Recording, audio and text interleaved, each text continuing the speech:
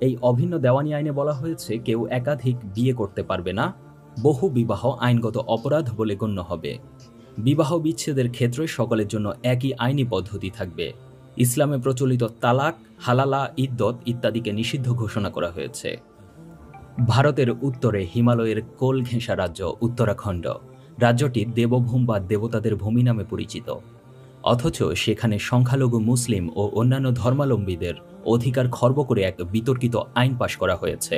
উত্তরাখণ্ডের মুখ্যমন্ত্রী পুষ্কর সিং ধামি এই সপ্তাহের সোমবার একটি অভিন্ন দেওয়ানি বিধি বা ইউনিফর্ম সিভিল কোড ইউসিসি চালু করার ঘোষণা দিয়েছেন। উত্তরাখণ্ড হল ভারতের প্রথম রাজ্য যেখানে অভিন্ন দেওয়ানি বিধি চালু করার বিষয়ে বিধানসভায় প্রস্তাব পাশ করা হয়েছে। এরপর ভারতের রাষ্ট্রপতি দ্রৌপদী মুর্মু সেই প্রস্তাব অনুমোদন করেন, যার ফলাফলে এই সোমবার থেকে এই বিধি উত্তরাখণ্ডে চালু হয়েছে।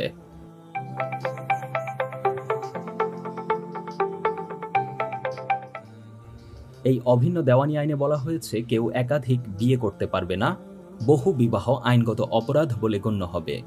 বিবাহ বিচ্ছেদের ক্ষেত্রে সকলের জন্য একই আইনি পদ্ধতি থাকবে। ইসলামে প্রচলিত তালাক, হালালা, ইদ্দত ইত্যাদিকে নিষিদ্ধ ঘোষণা করা হয়েছে। অথচ সেখানে 14% বেশি মুসলিম জনসংখ্যার বসবাস, যাদের জন্য এই আইন তাদের ধর্মীয় চর্চা ও স্বাধীনতার উপর মারাত্মক আঘাত হিসেবে দেখা হচ্ছে। কারণ ইসলামে স্ত্রীর সম্মতি ও ধর্মীয় বিধান সাপেক্ষে একাধিক বিয়ে করার অধিকার প্রদান করা হয়েছে। এছাড়া বিবাহ বিচ্ছেদের বিধান হিসেবে ইসলামে তালাক সহ অন্যান্য বিধানের পরিপূর্ণ অবস্থান নিশ্চিত করা হয়েছে। অথচ উত্তরাখণ্ডের মুসলমানদের ধর্ম পালনে সরাসরি বাধা প্রদান করে এই আইন পাশ করা হলো।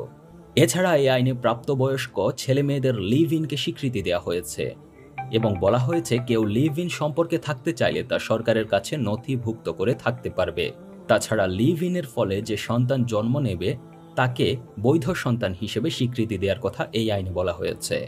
উত্তরাখণ্ড রাজ্যের হিন্দু, মুসলিম, শিখ, খ্রিস্টান সহ সব ধর্মের মানুষকেই এই অভিন্ন দেওয়ানি বিধি মানতে হবে। বিয়ে, বিবাহ বিচ্ছেদ, সম্পত্তির উত্তরাধিকার, বাচ্চা দত্তক নেওয়া সহ বিভিন্ন বিষয়ে এই আইন চালু করা হয়েছে। উল্লেখ্য, 1.25 কোটি জনসংখ্যার রাজ্য উত্তরাখণ্ডে 83% হিন্দু, 14% মুসলিম, 2.5% শিখ সহ নানা ধর্মের মানুষ বসবাস করেন। যদিও ভারতের সংবিধানের 25 থেকে 28 অনুচ্ছেদ দ্বারা ধর্মীয় স্বাধীনতাকে সুরক্ষিত করা হয়েছে। তাছাড়া উত্তরাখণ্ডের ফ্রিডম অফ রিলিজিয়ন অ্যাক্ট 2018 এর মাধ্যমেও ধর্ম পালনের স্বাধীনতাকে স্বীকৃতি দেওয়া হয়েছে। এসব আইন সত্ত্বেও ধর্মীয় বিধি পালনে বাধা দিয়ে সবাইকে একই দেওয়ানি বিধির আওতায় আনার ফলে আইনগুলো পারস্পরিক সাংঘর্ষিক হয়েছে কিনা সে বিষয়ে অনেক বিশ্লেষক প্রশ্ন উপস্থাপন করেছেন। এছাড়া উত্তরাখণ্ডের মুসলিম সহ নানা ধর্মের লোকের মাঝে এই আইন চালু করার ফলে ক্ষোভ বিরাজ করছে বলে জানা গিয়েছে।